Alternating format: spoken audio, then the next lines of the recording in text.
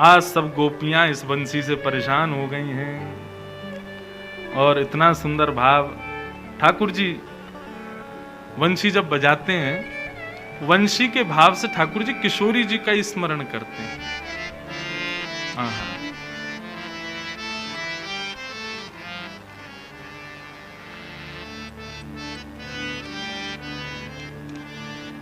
ठाकुर जी वेणुनाद जब जब करते हैं, इसका मतलब उस समय किशोरी जी को अत्यंत स्मरण कर रहे हैं। ठाकुर जी वंशी बजाते भय यमुना पुलिन पर वृंदावन कुंजों में श्री जी को याद कर रहे हैं, वंशी नाद कर रहे हैं। परंतु ठाकुर जी की वह वंशी को सुनकर के पल्ली पार सब गोपियां, अब देखो यहां पर वेणु गीत का यही स्वरूप है। ठाकुर जी वेणुनाद करते हैं श्री जी को स्मरण करके, परंतु उस वेणुनाद को सुनकर के गोपियों की स्थिति ऐसी होती है, वे देहाभिमान शून्य हो जाती हैं। जो काम कर रही हैं उसी को करने में रह जाती हैं, या जो काम कर रही हैं उसमें मन नहीं लग पाता, भूल जाती हैं सुध बुध कहां बैठी हैं, क्या कर रही हैं, कैसे कर रही हैं। ठाकुर जी को भाव तो बड़ो प्यारो है, लेकिन वहां गोपियों की स्थिति तो बड़ी विचलित करने वाली हो गई। सब गोपियां इकट्ठी हुई आपस में और मन बनाने लगी, बोले भैया यार लाला की वंशी को कहा करें। बोले क्यों? बोले सुनवे में सुख तो बहुत दे, लेकिन जब या की वंशी बजे वास समय हमारे कोई काम ही ना है पा में। गोपियां, भागवत का एक श्लोक भी है, वहां ठाकुर जी से निवेदन करती हैं, लाला एक काम करो। बोले कहा, तुम वंशी तब मत बजाया करो जब हमारे घर में भोजन बने करे। ठाकुर जी बोले क्यों? बोले आपकी वंशी को नाद सुन के हम चैतन्य तो पिघली जामे, लेकिन हमारे जड़ जो लकड़ी जल रही है वहां में भी पानी प्रकट है जाए, वो जल ही नहीं पावे, भोजन बने ही नहीं पावे। ठाकुर जी बोले अब या को कहा निधान करें, हमें कैसे पता चले तुम्हारे घर में कब भोजन बनना है।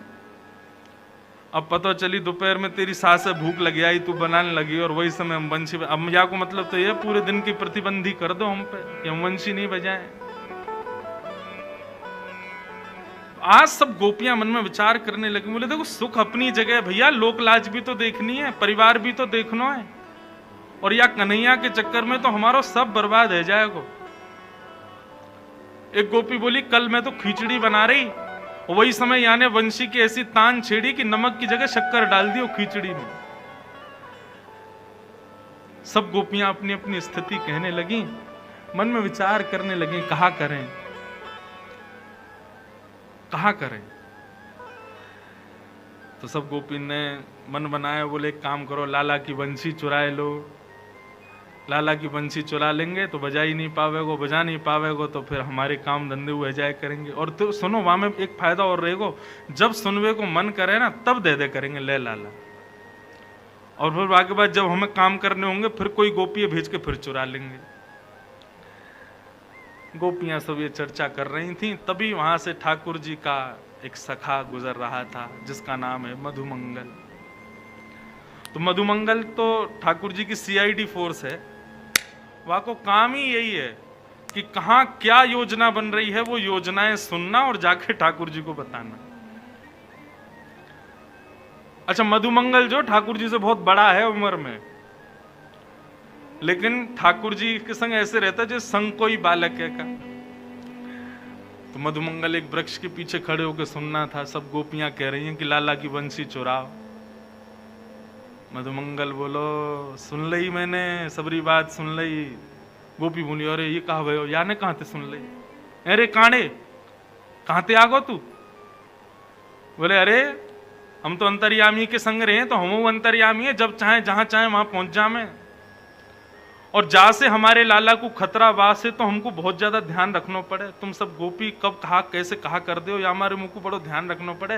और आज मैंने सुन ली है तुम्हारी बात जो तुम कह रही, अरे सखियों अरे गोपियों तुम तो बड़ी निर्दयी हो, बताओ हमारे लाला के बारे में ऐसा सोचो।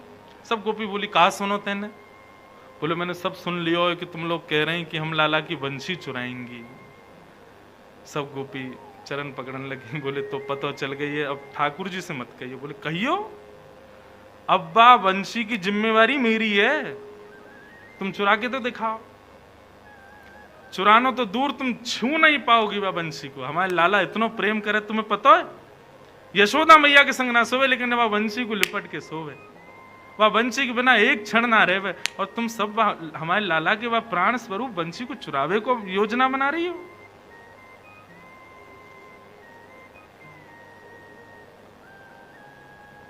मैं रक्षा करूंगा, ना चुरा पाओगी बंशी।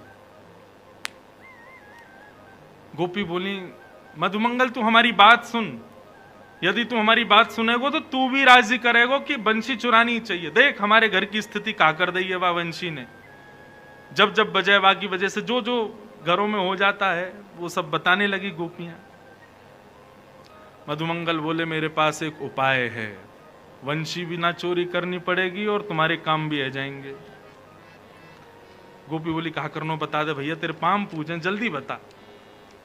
बोले, एक रुई को खोआ लाओ। गोपी बोली, अच्छा फिर? बाकी 2 भाग करो। बोले, अच्छा फिर? बोले, कानन में ठूस के 24 घंटा रहो, वंशी की ध्वनि जावेगी ना, तुम्हारे काम भी आ जाएंगे, लाला की वंशी बच जाएगी। अरे मधुमंगल कैसी बात करे, पूरे दिन कानन में रुई घुमा के घूमेंगे, डाल के घूमेंगे, कहा कहेंगे ब्रज के लोग, सब हंसी उड़ामेंगे। अरे या तो काम ना चलेगो, एक ही उपाय है, अब तो बंशी चुरानी ही पड़ेगी। मधुमंगल बोलो, एक उपाय और है। गोपी बोली, बता दे भैया, दूसरा उपाय बता। बोले, एक लंबो कपड़ा लाओ। बोले, अच्छा। वाकू मोहते लेके कान तक बांधो। बोले, फिर? बोले, फिर यमुना जी में कूद के मर जाओ, ना बचोगी तुम, ना बचेगी ये बला। हाँ, कूद काट के खत्म करो। ऐसो मधुमंगल। गोपी बोली, अरे हम कौन ते बात कर रही हैं। मधुमंगल बोलो, भैया बंशी तो नहीं चुरा पाओगे, क्योंकि वह बंशी की जिम्मेवारी अब मैं ले लूंगा। मधुमंगल लौट के गए ठाकुर जी के पास। अरे लाला कहा कर रहे हो? बोले, कछु ना भैया, बैठा हूं। वो लाला एक गुप्त खबर तो को देनी है। ठाकुर जी बोले, कहा भयो? बोले कि ये बरसाने की गोपी ने सबन ने योजना बनाई है तेरी बंशी चुरावे की। बोले, अरे कहा बात करे? बोले, और नहीं तो सांची बता। बोले, सांची कह रहा हूं लाला, या बंशी चुरावे को दोल नहीं है सबरी। यूं कहें लाला बंशी बजावे, हमारे घर में यूं है जाए त्यों है जाए, हमारे घर में तो कछु ना हुए, इन गोपीन के घर ही क्यों बिगड़े तेरी बंशी थे। ठाकुर जी बोले, अब क्या करें? बोले, अब कहा करें लाला, एक ही बात है, बंशी मुंह दे दे। मैं, तू तो नेक्सो सो बालक है, तू कहां लड़ेगा इन गोपीन ते? मैंने थोड़ा बड़ा हूं, मुस्टंड हूं, एक लड़ लूंगा इन तेला, बंशी मुंह दे, या की रक्षा मैं करूंगा। ठाकुर जी बोले, देख ले, प्राणंत प्यारी है, दे तो रहूं तो। बोले, तू चिंता मत करे, ला दे मुख। ठाकुर जी ने अपनी बंशी मधुमंगल को दे दी। अब मधुमंगल ने फेंट बांधी, फेंट में बंशी लगाई और गयो पेड़ के नीचे जाकर के बैठ गयो तपस्वी बन के। बोले, कहा करेगा? बोले, भजन करूंगो। लाला ने बता दे काय नाम को भजन करूं? बोले, राम नाम को भजन कर भैया। बोले, कहा बोलना? बोले, हरे राम बोलियो। मधुमंगल पहुंच गयो, हरे राम, पीले राम, नीले राम भजन करन लगो ठाकुर जी को। ठाकुर जी को भजन कर रहा है। इतने में ही सब गोपियां वहां से निकल रही थी। गोपी ने देखी महाराज तपस्वी बैठो है, और सबने देख ली फेंट में बंशी बंधी है ठाकुर जी की। सब गोपी ने घेर लियो मधुमंगल। अरे आज तो भजन कर रहे हो? बोले, बिल्कुल परेशान मत करियो मुझको, नाम जप कर रहा हूं मैं, भजन कर रहा हूं। बोले, अरे भजन में कब ते बैठे? सवेरे ते बैठे होंगे, थक गए होंगे, न हम आपको कछु खवाए दें पिवाए दें, न आपको भूख लगी होगी। सब गोपी ने अपने अपने माखन के मटका खोल खोल के सामने धर दिए। माखन तो मतलब ठाकुर जी, और ठाकुर जी सखा बा के आगे तो फिर कछु नहीं, मुंह में पानी आ गो। सब गोपी बोली, आओ हम अपने हाथन से आपको पवाए दें। मधुमंगल तो आनंद देते, वो भूल गो बंशी की रक्षा करनी है, मुंह खोल के बैठ गो, लाओ पवाओ। सब गोपी अपने घर घर के मक्खन ले में वाके मुंह में दें। अब जैसे ही मक्खन मुंह में जाए, नेत्र बंद करके मधुमंगल खूब आनंद में माखन को ले रहा है। इतने में 2-3 गोपी पीछे गई, पीछे ते जाकर के फेंटते बंसी निकारी और पीट पाट के मधुमंगल को भाग गई, ले गई बंसी। अब मधुमंगल रोतो रोतो गयो ठाकुर जी के पास, बोले लाला मेरी बंसी सुरक्षित है? बोले लाला अब तो मैं कहा बताऊं, मैं ही सुरक्षित आ गो, यही बहुत बड़ी बात है। अरे मुंह तो लगे ये सबरी गोपी भांग में लाला इन मक्खन में, ऐसो खवाया मैं तो बिल्कुल मूर्छा में आ गो, सबरी बंसी लेके भाग गई। अब तो जैसी पता चली बंसी चोरी है गई, ठाकुर जी तो अब इतने परेशान, कहाँ गई होगी? बोले बरसाने की गोपी ले गई हैं तो जरूर श्री जी को जाके दे दी होगी। अब तो लाला उन्हीं के पास जा, वही तेरी रक्षा करेंगी, वही तो पे कृपा करेंगी। हमारे ठाकुर जी बरसाने पहुंचे। अच्छा, ये सब योजना गोपियों ने श्री जी के नेतृत्व में ही की थी। पहले श्री जी को जाके बताई थी, बोले भैया जादनाते ही बंशी ठाकुर जी की भजन लगी है। बोले लगे तो बहुत अच्छा है, लेकिन हमारे घर बार तो सब बिगड़ रहे हैं बैठे, श्री जी आप आज्ञा दो तो हम बा को चोरी कर लाएं।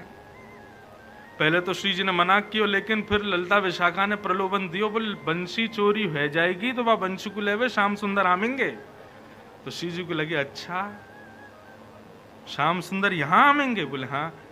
अब तो दोनों ही एक दूसरे को देखवे के चकोर हैं।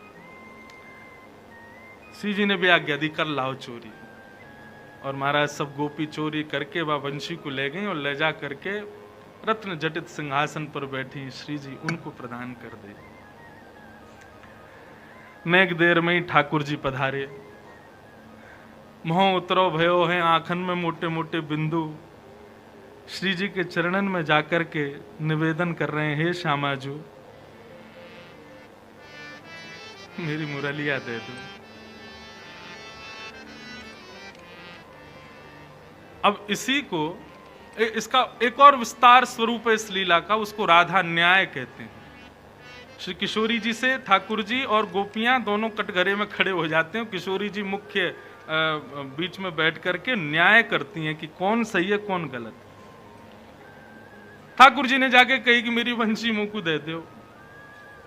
किशोरी जी बोली देखो श्याम सुंदर, हमें आपकी वंशी से कोई बैर नहीं है, लेकिन इन गोपीन की बात सुनो, ये भी गलत नहीं है। सब गोपियों ने बताया, बोले जब ये बंशी बजा में हमारे घर में ऐसो ऐसो रह जाए, कोई पानी भरती रह जाए, कोई भोजन बनाती रह जाए, कोई सोती रह जाए, कोई मुस्कुराती रह जाए, कोई रोती रह जाए, ऐसी स्थिति या वंशी तो होगी तो कैसे चलेंगे काम? अब आप या को कोई निधान बताओ। ठाकुर जी बोले निधान का बताऊं, मैं वंशी पे आपको ही नाम गाऊं, मैं कोई साधारण वंशी तो बजाऊं ना।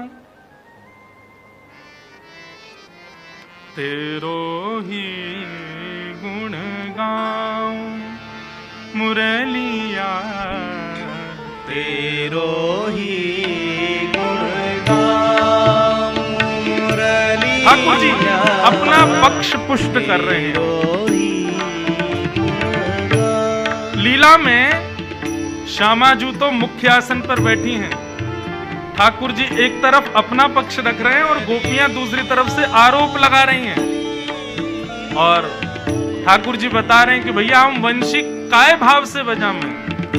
तेरो ही गुण गाऊं मुरलिया, तेरो ही गुण गाऊं मुरलिया, तेरो ही गुण गाऊं मुरलिया, तेरो ही गुण गाऊं मुरलिया।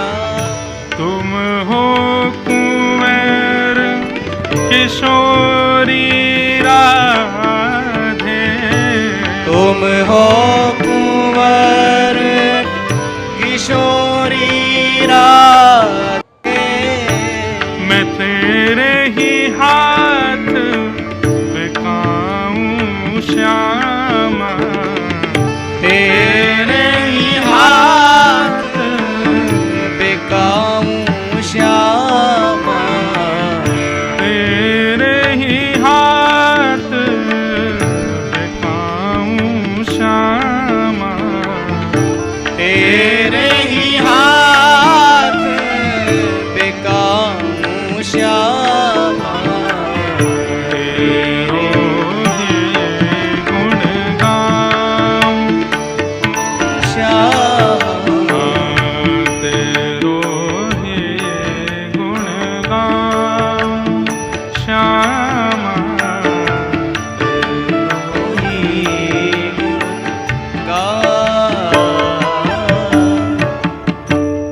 ठाकुर जी बिल्कुल भाव में आ गए, रोवे ही बारे ने का देर में हाथ जोड़ के कह रहे हैं, हे श्यामा जी, मैंने वंशी कोई के घर बिगाड़वे को थोड़ी बजाई है। मुझे कहा पतो ये गोपी कब कहा कौन सी लीला कर रही है। मैं तो आपको जब स्मरण करूं, आपको याद करूं, तब वह वंशी को वादन करूं। वास्तव में इस लीला के पीछे एक भाव यह भी है कि भाई श्याम सुंदर के अधरामृत को पान सब गोपी करनो चाहे, लेकिन वो सुख केवल और केवल वह वंशी को ही मिले। तो इन सब गोपीन के 36 के आंकड़े भी हैं वह वंशी थे। ये वंशी भी एक सहचरी है, सखी है, या हमारे ये सब दूर करना चाह रही हैं ठाकुर जी से। लेकिन आज ठाकुर जी अपना पक्ष कह रहे हैं कि हे श्यामाजू, हमने वह वंशी के द्वारा कोई के घर बिगाड़वे की इच्छा ना रखी, और तो और मैं अपने सुख के लिए भी नहीं बजाता कि मोए कोई राग रागनीन को बजावे को बहुत सुख मिले, मुझको अच्छा लगे, ऐसा नहीं। मैं तो आपको जब स्मरण करूं तब बजाऊं। श्यामाजू, मैं तो आपको दास हूं, मैं तो आपको सेवक हूं। नागपुर वारी ने बड़ी हंसी आ रही है, लाला सेवक कह रहे हैं अपने आप हैं हमारी श्री जी के आगे। बंशी लेनी है तो कछु तो करेंगे। वैसे तो हमारे ठाकुर जी सदा ही दास हैं, लेकिन प्रार्थना कर रहे हैं श्यामाजू मेरी बात सुनो, मैं कहां गलत हूं। ठाकुर जी के नेत्रन में जैसी मोटे मोटे आंसू आए, इतने में श्री जी ने इशारा किया गोपिन से, बोले रहने दो, अब मान जाओ इनकी बात। तब एक गोपी किशोरी जी से ऐसो के, अच्छा ठीक है, अब दया करके इनकी वंशी इनको दे दो, दया करके। ये कोई इस न्याय में जीत गए हैं या इनका पक्ष मजबूत है, इस बात से नहीं, दया करके इनकी वंशी दो। और श्री जी वैसे एक बात कहूं, वह वंशी को हमें रखना भी नहीं चाहिए। बोले क्यों, क्यों नहीं रखना चाहिए? युवती मन घन चोरनी दे हो अगते डार, याहे मिले पट चोर सो चोर चोर की यार। बोले ये जो वंशी है ना, हमें कहीं से पता चलिए ये भी श्याम सुंदर ने चोरी करके अपनाई है, तो यह भी चोर हैं और ये वंशी भी तो वैरणी चोरनी है। बोले क्यों, ये हमारे चित्त को चुरावे? ये भी चोर हैं और वो भी चोर हैं, ये चोर चोर एक दूसरे के यार हैं। यह में पट चोर सो चोर चोर की यार, यह चोरन सरदारनी यह चोरन सिरमोर। हे श्यामाजू, ये वंशी चोरन की सरदारनी है और ये जो सामने खड़ो का है इतनो सीधो सो बन के, ये चोरन को सरदार है। इन दोनों की जोड़ी बनी हुई है श्यामाजू, प्रेमानंद सराहनी बनी रहे यह चोर। हे श्यामाजू, हमने सुनी है जैसो रखो संग वैसो है जाए मन। अगर हमने या वंशी को ज्यादा समय अपने पास रखो तो हम बरसाने वाले आपकी सहचरियां, आप हम सब बड़े पवित्र हैं। या चोर की या चोरी भई वंशी को, ये चोरनी को यदि हमने अपने पास रखो तो कहीं आके अवगुण हमें नहीं आ जाए, या हमारे दया करके या वंशी को इनको ही दे दो।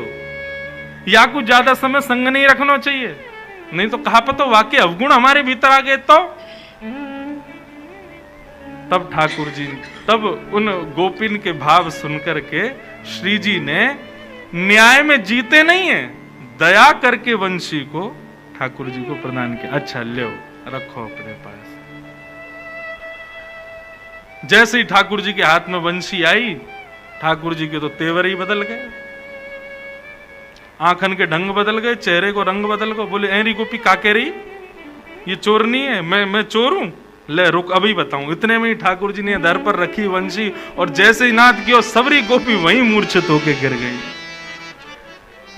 और श्यामा श्याम की अद्भुत लीला का ये मधुर भाव प्रकट हुआ। ऐसे हमारे ठाकुर जी की मधुर लीलाएं ब्रज में प्रधानता रूप से रहती रहे। ऐसी वंशी के सुंदर भाव हैं। तो ठाकुर जी वंशी काय भाव से बजा में, किशोरी जी को स्मरण करें तब वंशी बजा में। हमारे बिहारी जी तो साल भर में एक ही बार वंशी धारण करें हाथ में। क्यों? क्योंकि वहां पे बिहारी जी की सेवा किशोरी जी को याद करने की नहीं है, जितने दर्शनार्थी आ रहे हैं उन पर कृपा करके उनको दर्शन देने की है। इसलिए साल भर वंशी को अलग ही रखा जाता है। कहीं पूरे साल वंशी बजाई तो लाखों लोग वृंदावन आते हैं, तो बेचारे कहाँ जाएंगे? क्योंकि बिहारी जी तो फिर अपने भाव में आ जाएंगे। या हमारे साल में एक ही बार वंशी हमारे ठाकुर जी धारण करें, और हमारे लाल जी भी जब आरती होवे तभी वंशी को धारण करें। वंशी धारण करते ही मतलब अब स्मृति, अब श्री जी स्मरण में कृष्ण है, अब इनकी आरती उतारो, तब उनको भाव ले। ऐसे भाव हमारे ब्रज के हैं।